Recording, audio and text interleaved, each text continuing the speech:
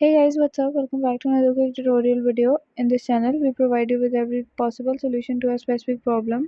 Whether it's a quick fix or a detailed tutorial, we are always here to help you.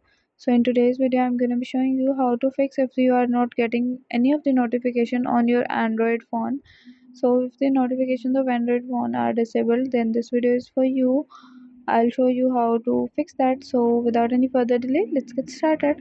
First of all, simply head towards your settings to mobile application. Once you are on your phone settings, what you have to do is to simply scroll down a little bit and you'll get the option of notifications. So you have to simply head towards that. Here you have to make sure that the option of notifications are enabled. You have to head towards the app settings and make sure that the notification you want to be enabled of some particular apps are already enabled. So once you have enabled the options, you can see that there is an option of bubbles. So if you want to add bubbles, you can add that out. Otherwise, you can toggle this option off. And after that, you can also enable the notification on the lock screen or not. Okay, so guys, that's it for today. Hope you guys like this video. If you guys like the video, give it a thumbs up. Don't forget to subscribe the channel, hit the bell icon. Thank you for watching.